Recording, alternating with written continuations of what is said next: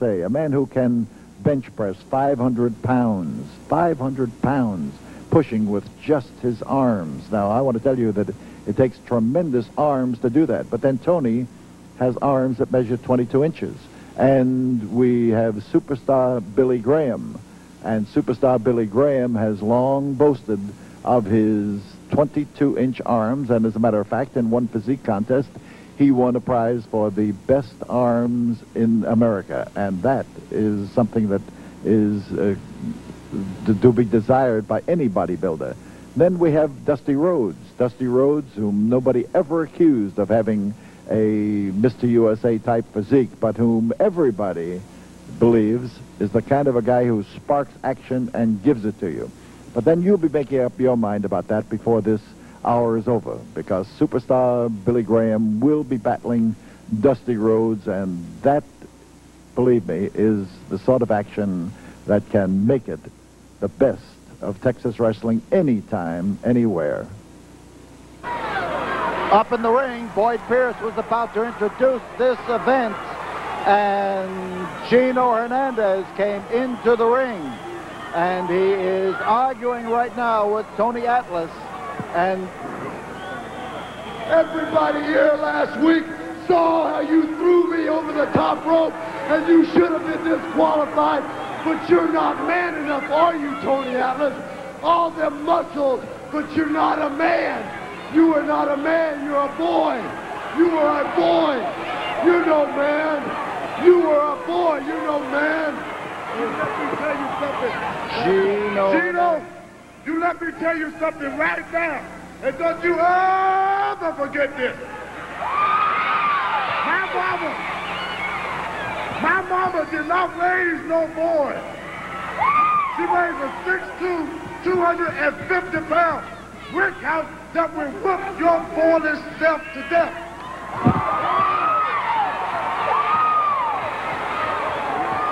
So Boyd Pierce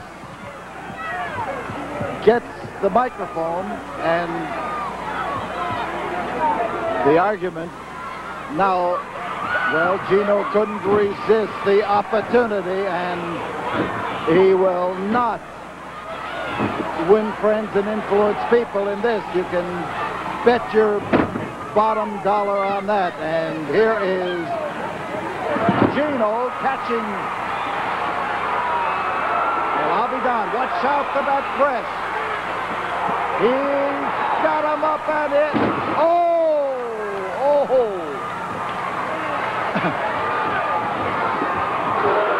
Caught him with a beauty, and Gino could be sorry he ever came into the ring. Well, that fellow is Jerry Brown, who has moved in there to take over on Tony Atlas.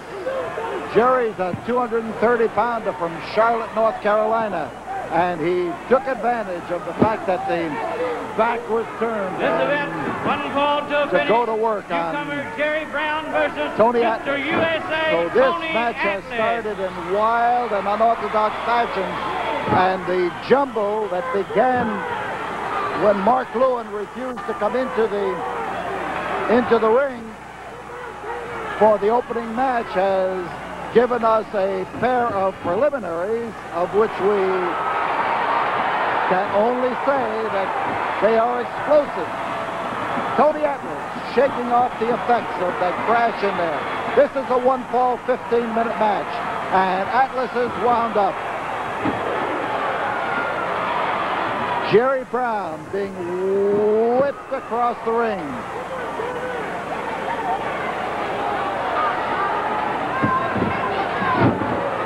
Hard landing as Atlas now shakes off the effects of the sudden attack by Gino and the sudden attack by Jerry Brown. Referee is Irish Danny McShane. Our first look at Brown, a newcomer to this part of the country. And Tony Atlas gets snatched down by the Afro, and he swings right around to whip him over and to come up with an arm bar.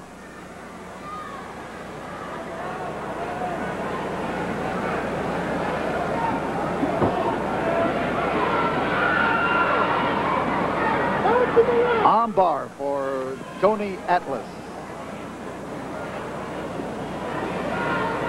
It got a good solid hold there, but Brown's a big guy. Brown is doing the pushing in order to get where he might be able to get the hold broken. Atlas is fast. He denies all the things that you have ever heard about weightlifting constricting a man's ability to move. He is aggressive, he is coordinated, he is powerful, he is fast, and he's a good, solid wrestler. We want to wish a couple of youngsters birthdays celebrating here tonight. Aaron Roy Reyna. Aaron is 9 years of age, and Chris Johns is 12 years of age and celebrating here at the Sam Houston Coliseum tonight. And little Aaron L. Carter is 3 years old today, and Aaron is celebrating his birthday at tonight's wrestling, and we certainly wish him the happiest of birthdays. Nice move by Tony Atlas as he whipped up there that time for that flying head scissor. Jerry Brown finds himself caught in a solid grip.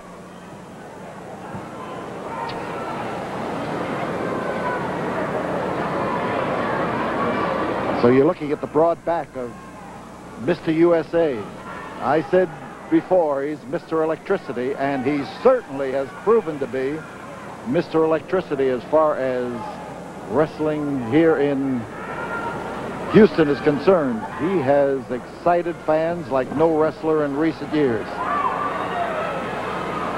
Good move. He escaped the onward rush. He comes up with a front headlock. You know, it's tough to come into the ring all set to battle one man. You get into a wild skirmish with somebody who tries to knock your head off, and then you have this guy jump on your back and get you off to a start that you had never intended to use in the beginning.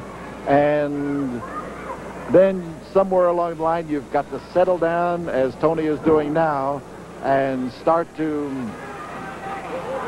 figure your moves instead of just being caught without a battle plan.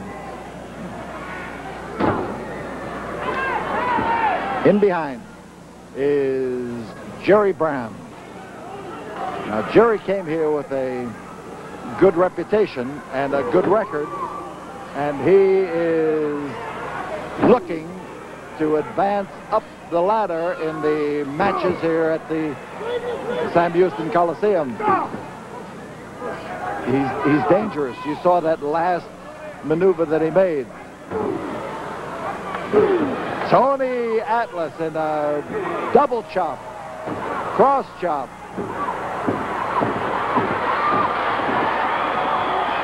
And he smashed into him. Oh, how he smashed.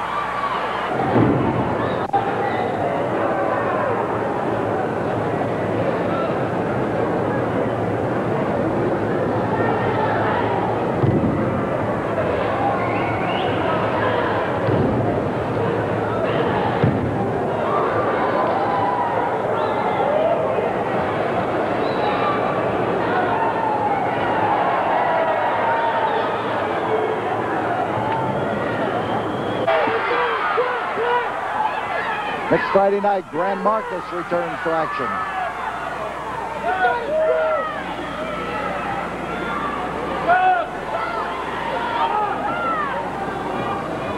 I want to remind you fans in Angleton that very soon wrestling will return to the fairgrounds in Angleton.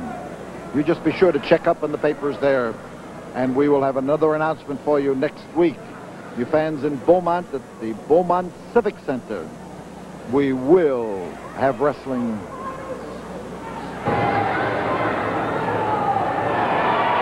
Keep your finger on that pulse, too.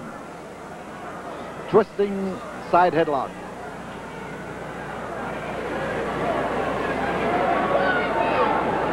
And he's got the muscle that can twist. He's got the forearm that can rub in there and rub tight. Bone against bone, muscle against muscle. And he twists, and he turns, and he goes down. Atlas on top, but you Oh, he came over that time, and he rammed him right in the eye. And Atlas rubbing that eye, trying to get the vision back completely, and he is being rubbed along that top rope, using the rope as a means of confusing his vision.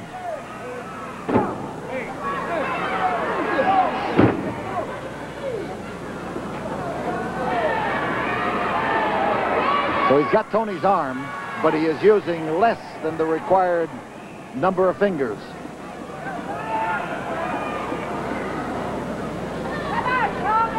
So Atlas is down, that working on his eyes where no man is able to grow muscle has given him a problem totally unrelated to the arm. But while he is recovering from that, Jerry Brown has made this arm lock possible by the preliminary work he did across the face of Tony Atlas.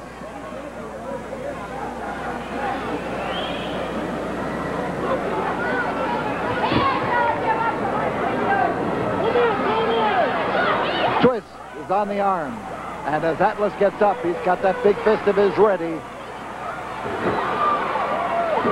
He takes those clubbing blows, just like he had a ball bat in his hand when he did it. Whoa! He hits, and he hits solidly. And that one came on top of the head.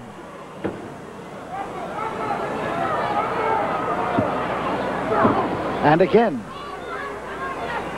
Jerry Brown keeps him at bay by ramming away at his face. Even the threat is enough to make a man back away.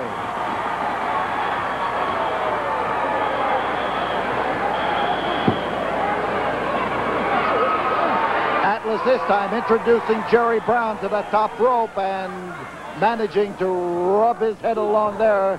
And as fans are screaming, be sure you get his eye. That's what Jerry Brown did.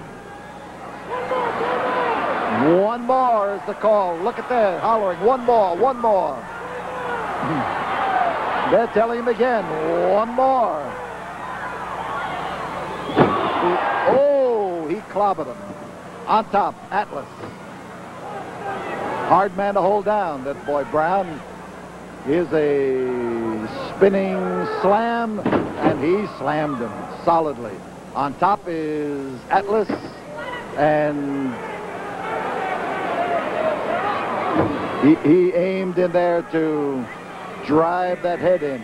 10 minutes have gone by. 5 minutes remain in this match as Jerry Brown clobbers him and tries to straighten him out. Again, he goes after the face. Again, he goes after the nose and the eye, and Atlas is in a tough spot.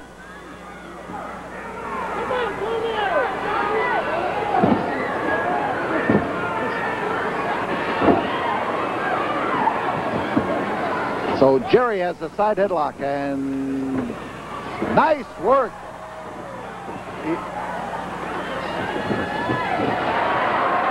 He's working him like a bull in a bullfighter.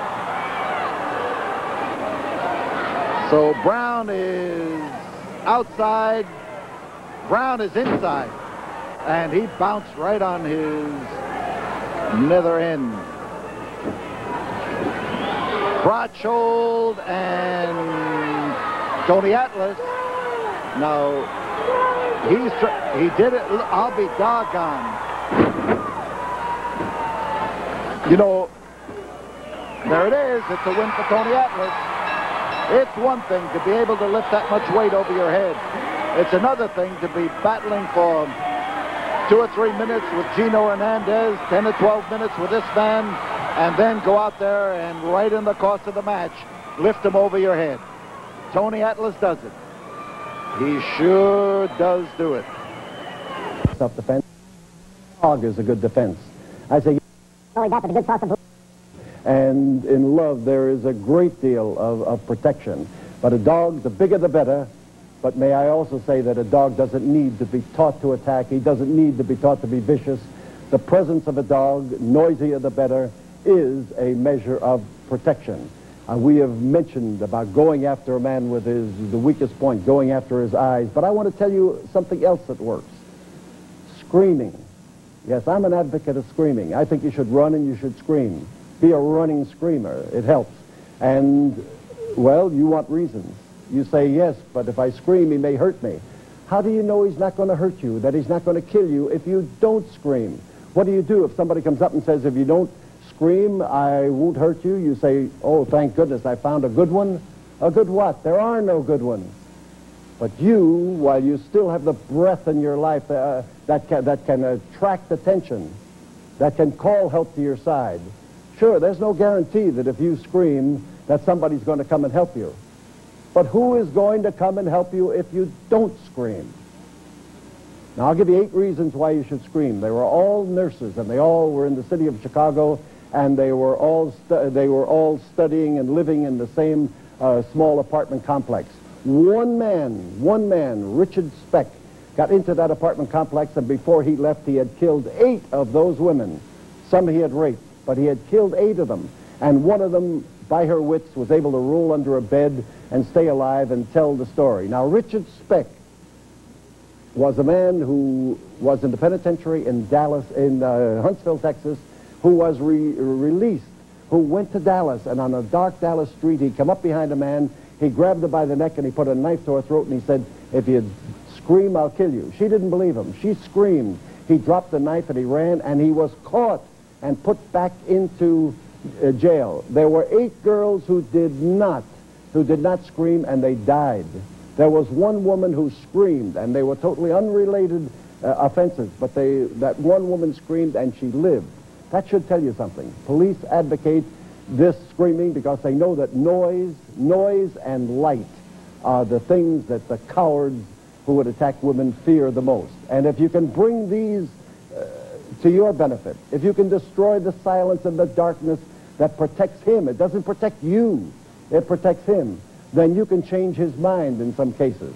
But you've got to put up some kind of a fight when you're physically in danger and you face the possibility that it could be your last danger. You protect yourself, lady. Don't let that worry you. We've got a ring right behind it, and here is Boyd Pierce. This event for the brass knucks title, 2 out of 3 falls, 60-minute time limit. Introducing first, 270 pounds from Paradise Valley, The challenger, star Billy Graham. and in the Wearing the title belt from Austin, Texas, the American Dream and brass knucks champion, Dusty Rhodes. Your referee, Bronco Libby. No disqualifications, brass knucks rules will prevail. Well, Dusty Rhodes, not only brass knucks champion, but he's a man of all sports. And he is the man who brought a record tonight and had our sound man play it, and they were praising the Houston Oilers, and he was wearing Love You Blue on his chest. So that should tell you that Dusty Rhodes not only is a typical Texan, but he is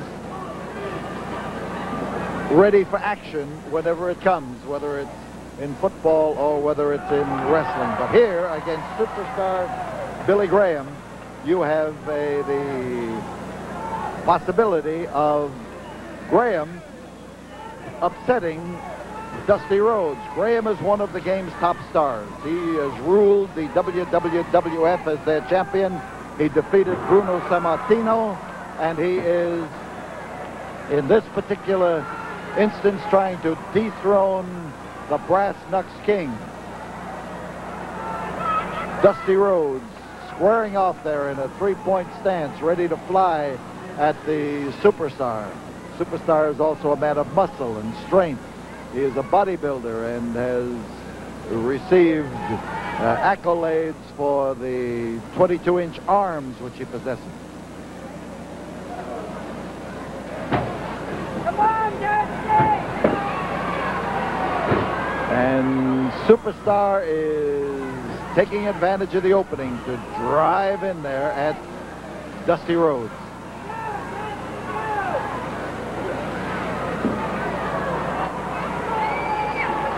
He looks for the spot, and he finds it. You can see him driving the points of those fingers into the throat of Dusty Rhodes. But Rhodes here is not a man to try to knock out with a few small things. You'd better use your most massive effort, because he can take it and he can dish it out. He's the most difficult man to assess, because from his build in comparison with superstar Billy Graham, you'd say he hasn't got a chance. But with his fighting spirit, I want to tell you that that is the greatest asset that Dusty Rhodes has. Reverse chinlock as Dusty puts on the pressure. This is the night for two-ring action here at the Sam Houston Coliseum. It happens annually at the first show of the new year, and that's why you see all those extra ropes up in the ring.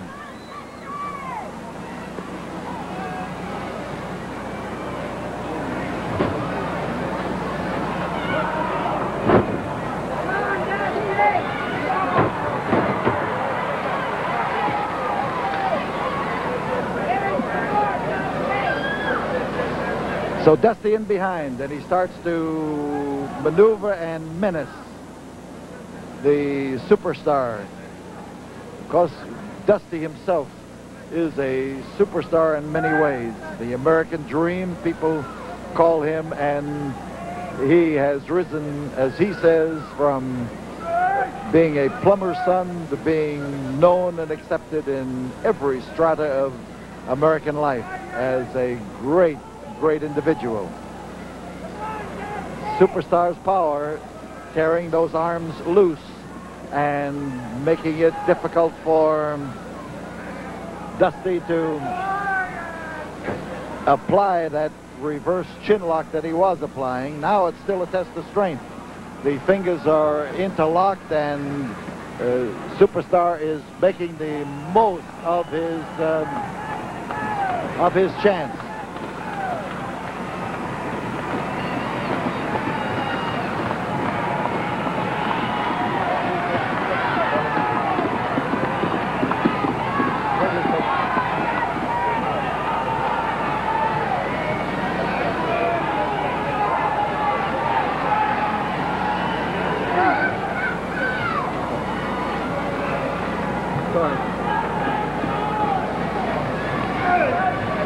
Pressure is still on the hands.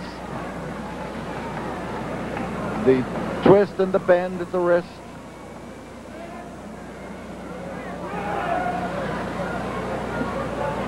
Still a test of strength as they jockey for position.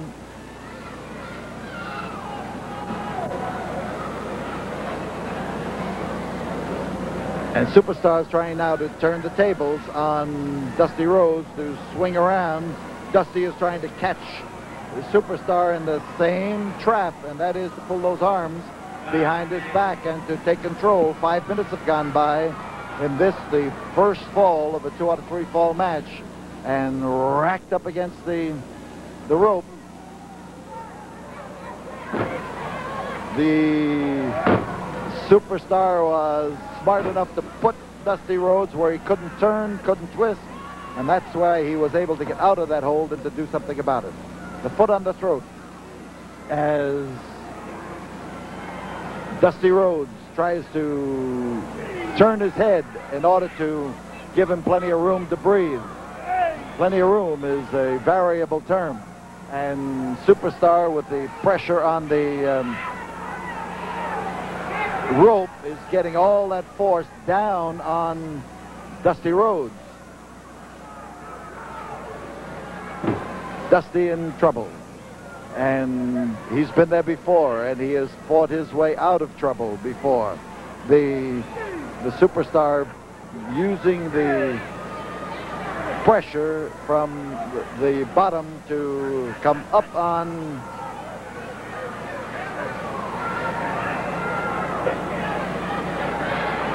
he came up on him with tremendous pressure against the chin, and now he's using the same area to punish, because he knows that the more he punishes it, the better it's going to be for him.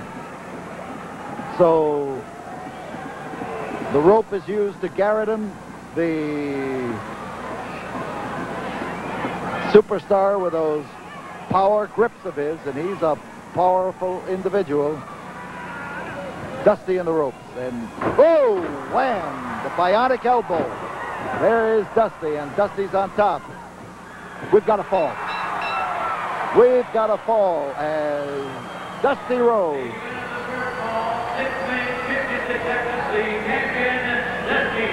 He uses the bionic elbow to work over Superstar Billy Graham.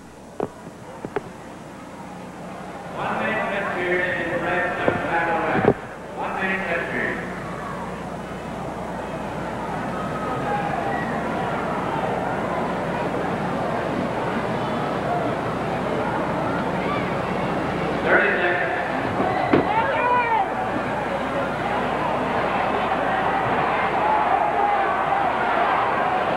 Seconds still to go in this rest period, but Dusty Rhodes wants a little bit of an edge here. He's already got it, but he is trying to get the jump on Superstar Billy Graham.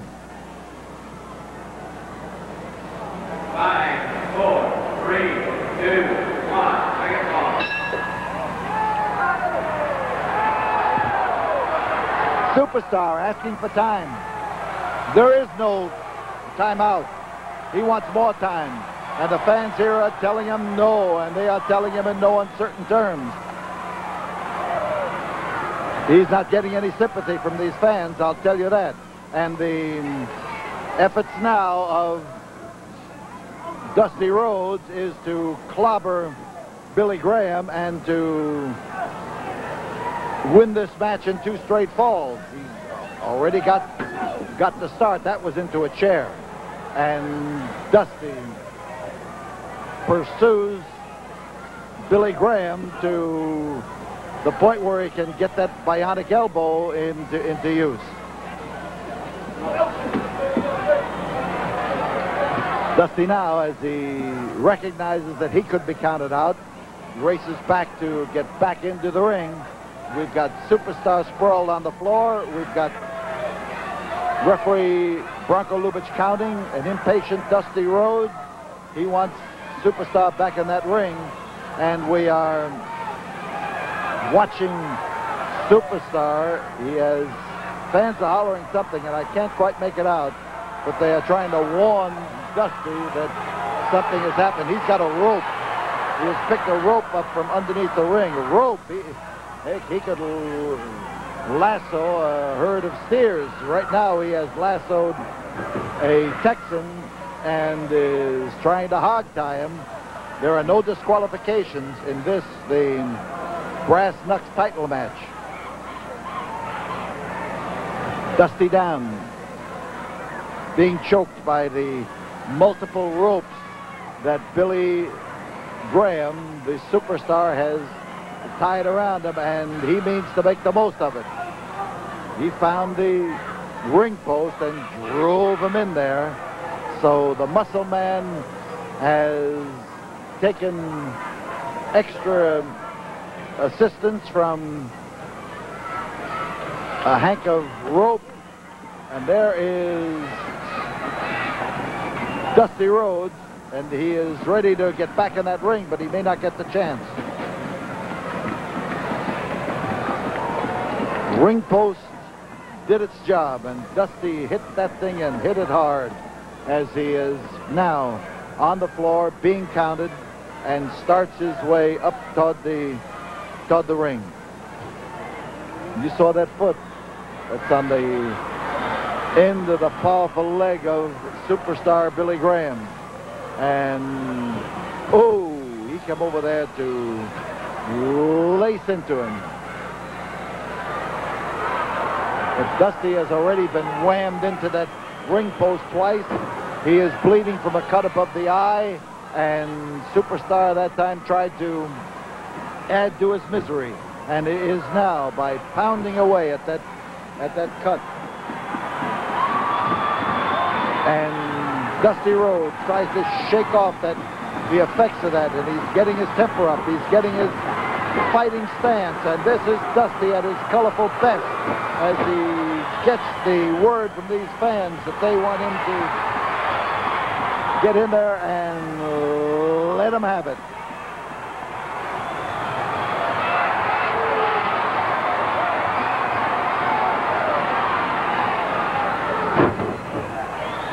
Dusty with a bionic elbow, and you've got to hit with it to make it effective.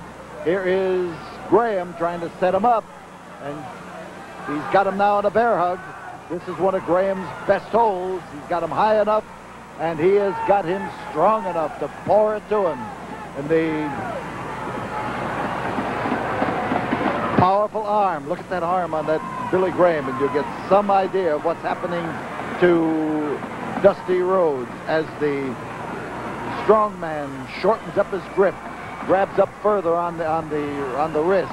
He keeps that pressure against the chest with his own body, pulls him in tight, and Dusty is having problems. Dusty is likely to pass out right here. Dusty is likely to be pinned right here. And if the referee tests that arm of his and it is not, well, never mind that. That's a moot point. His arm is working, and he does have control, and he is trying now to do something about it. Dusty gathering some power, some momentum, and some driving force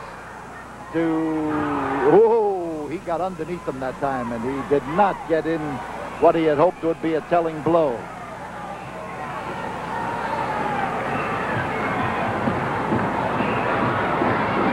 Superstar Billy Graham putting the squeeze on Dusty Rhodes. Dusty bleeding from that cut over the eye, and the blood coming down on the Superstar as well as on the American Dream. And we could have a fall here if Superstar turns him over. He's got a good chance to do it, and Dusty is, whoops, I was going to say Dusty is out. Dusty is not yet out, not yet. And you cannot count this man out until you have plastered him and glued him to that canvas. And Superstar has not done that. And the noise coming from these fans is all for Dusty Rhodes and all terrific.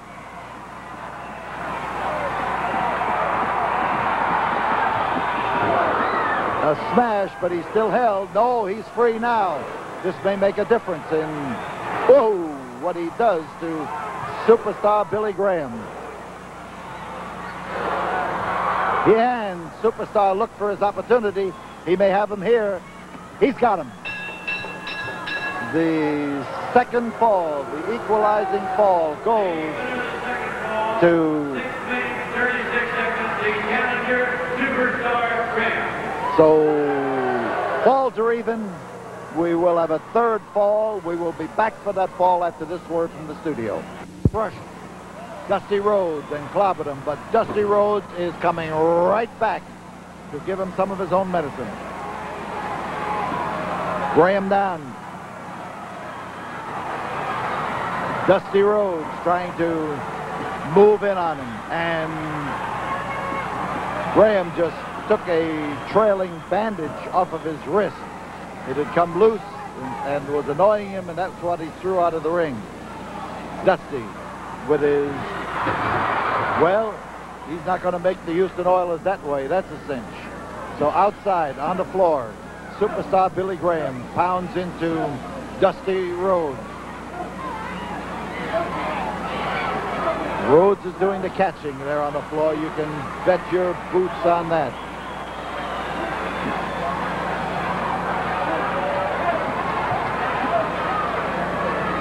And the battle continues on the floor, and Dusty is determined he's going to keep him there, and the bell has sounded, and both men, I believe both men were counted out, but Billy Graham is trying to both men counted out. Superstar does not get the belt.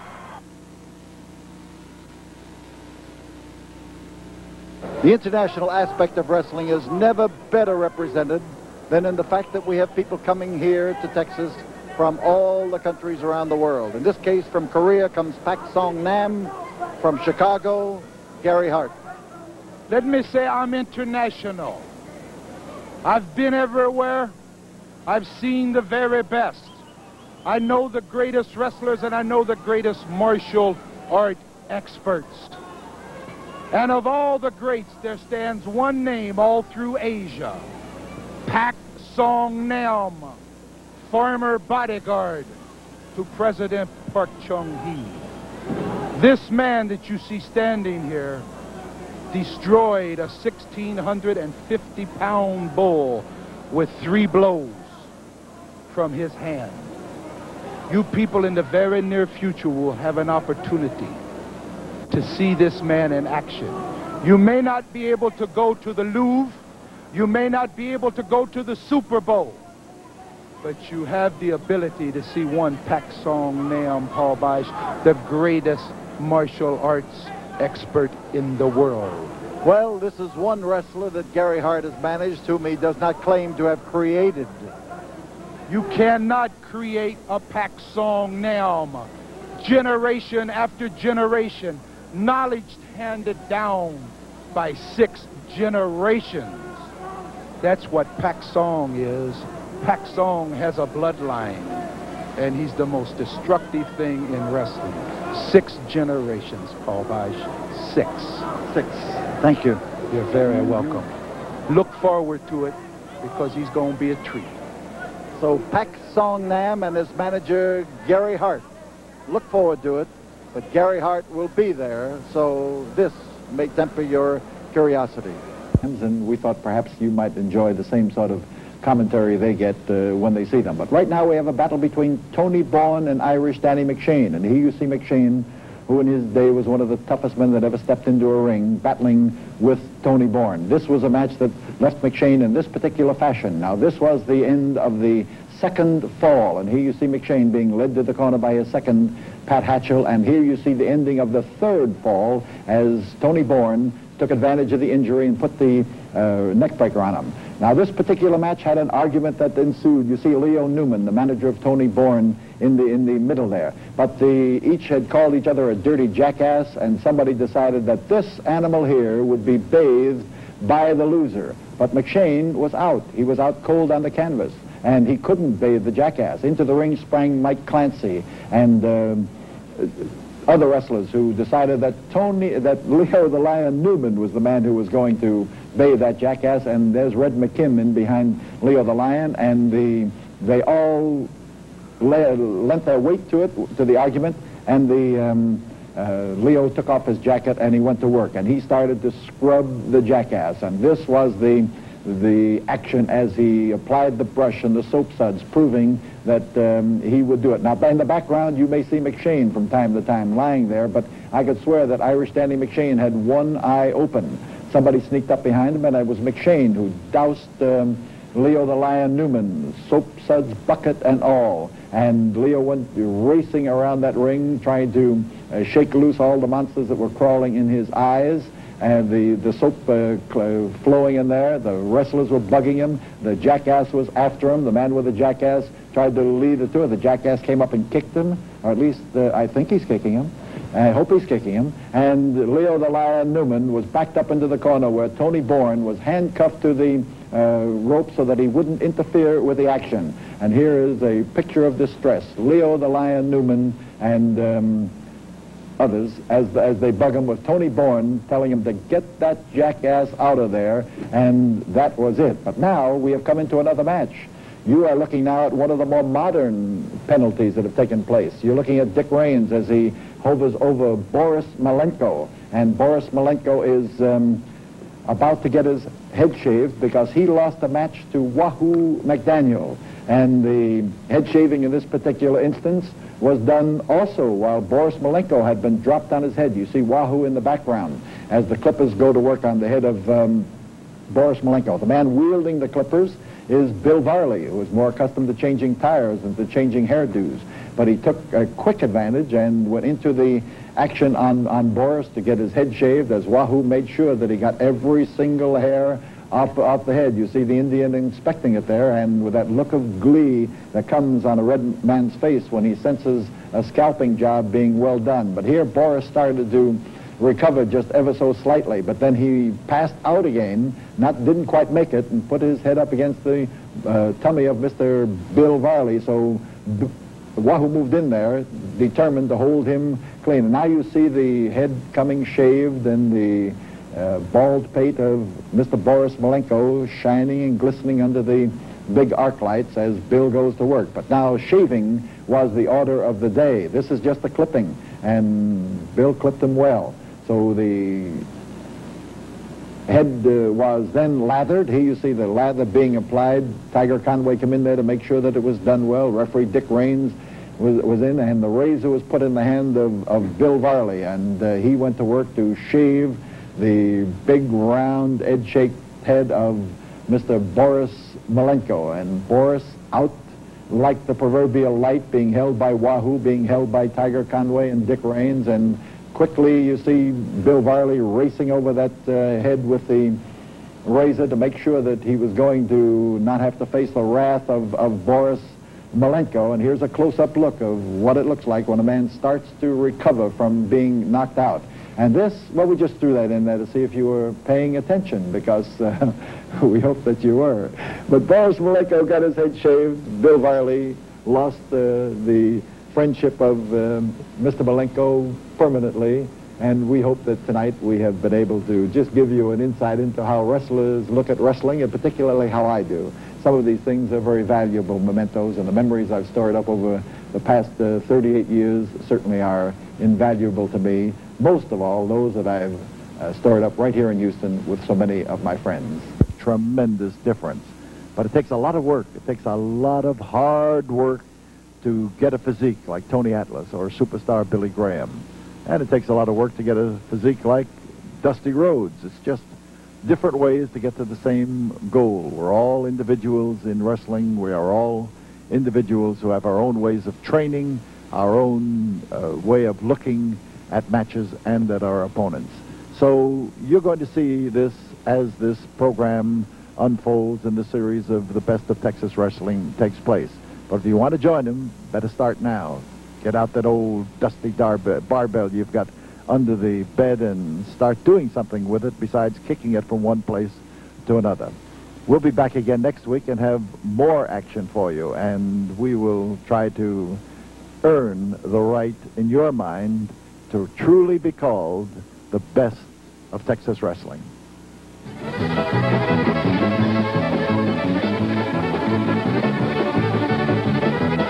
The Best of Texas Wrestling will return again next week with more exciting action from the wrestling capital of the world. The Best of Texas Wrestling is a sports feature presentation. The preceding pre-recorded.